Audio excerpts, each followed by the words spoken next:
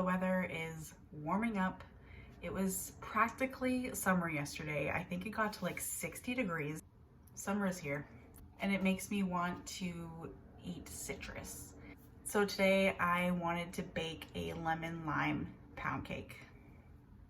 I love this thing, and it's perfect for when the weather is starting to heat up a little bit. You want to get something a little lighter, even though pound cake is not light, but the flavors are. The recipe I'm using today is from none other than the pioneer woman herself, Ree Drummond. I will link that down below in the description if you want to check it out. I love this recipe. I've made it multiple times. It's a winner. Now that I've gotten all that stuff taken care of, it is time to bake. I'm going to preheat my oven to 325 degrees Fahrenheit. I've got my big boy today. You can use a hand mixer if you want to, or you can mix it by hand. It might take slightly longer if you do that. So I've got my stand mixer, and I'm going to fit it with my little paddle attachment, and we're gonna get going because I want some cake. Into my stand mixer, I'm going to add some sugar. Now, I must warn you, pound cake is not the healthiest of recipes, but it sure is one of the tastiest. And there's a lot of sugar and a lot of butter, but it's a treat. I'm not gonna eat the whole thing myself. In goes the butter.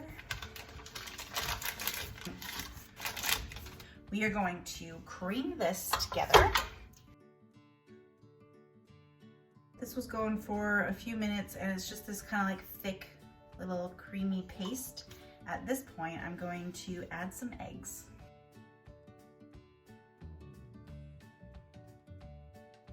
Those are all incorporated. I'm going to add some vanilla paste.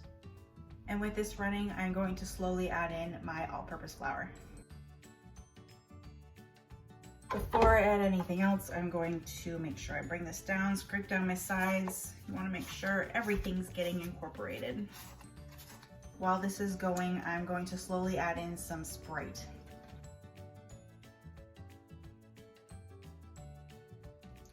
Soda in a cake? Yes. And lastly, I'm going to zest a lemon and a lime into here. The whole thing. Gotta make it good. This stuff gives so much flavor. It is so delicious.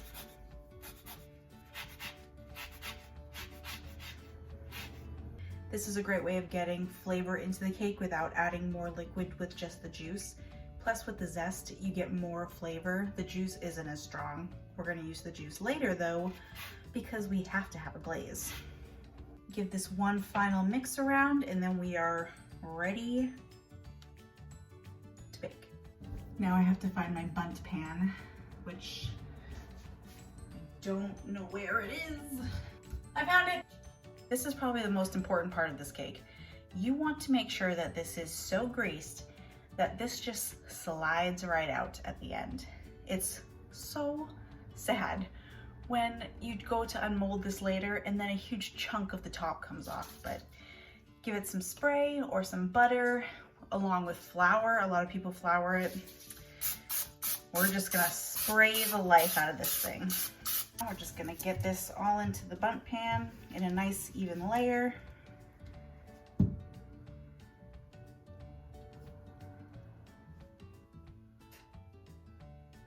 It's like watching paint dry. Goodness. 7 hours later, finally got it all into the pan. So I'm just gonna get all that I can. Just gonna even it out just a little bit. So I'm going to pop this into my preheated oven for an hour and 10 to an hour and 15 minutes. I'm gonna start checking it at an hour.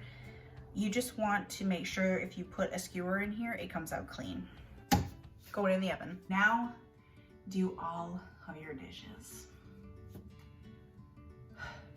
And now for the bone cake. There's a hole in this cake. Bonus points if you know which movie that's from. It's finally out of the oven. This thing was in the oven for ages. It was like almost an hour and a half and it was still jiggly. So I bumped the temperature up and just like magic. I'm gonna take my skewer and just put it in there. Clean. So, time for this thing to cool, and hopefully by the time it starts to cool a little bit, it'll pull away from the edges. I am nervous as always to take this thing out, but we're gonna let it cool for a bit and then see if it'll pop out of there. Maybe loosen it around the edges a little bit. We'll see. She gotta cool for a long time. This thing is like a brick. It smells so good in this house. Like, I've just bathed myself in butter and sugar and lemon, everything that's good. This cake has been cooling for about 15 minutes. It's still quite warm, but I think it's time. Here's where we're gonna start to pray. Get your platter or plate or dish, whatever you wanna put it on. And we're gonna hope to hear a little thud. I didn't hear it. Give a little bit of a tap. Oh, I don't think it did. Okay, I think I got under it. Moment of truth. Oh, look at how pretty it is.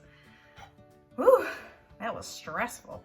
It's really nice if you have a very fancy bundt pan and you can get all of the design in here, but this is a thing of beauty. It feels so warm, I just could eat this right now, but I won't. I'm going to let this cool now completely before I glaze this. I'm going to make the glaze. I'm not using the recipe that Ree suggests.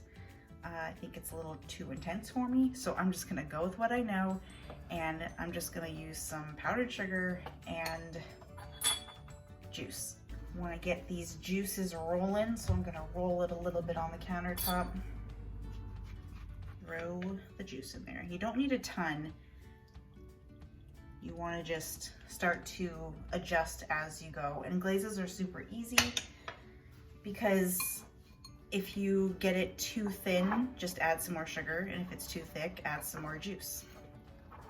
If you didn't want to use the juice, you could use some water or some milk, or even if you're feeling real good, you could use some alcohol. Not too much though, you know.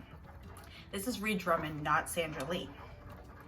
Do not use 2 shots of vodka in here. It might not taste great. This is good consistency for me. It's nice and drizzleable. Drizzleable. You can drizzle it, which is what I want. Get this bad boy over here. And I like to just kind of spoon it on, make it look nice. There you have it. Unfortunately, this is not for now, it's for later. So I can't dig into it, but I know what this tastes like. It tastes amazing. It smells like spring. It smells like happiness to me. Let me just take a bite. I can't. You should make this and enjoy it and share it.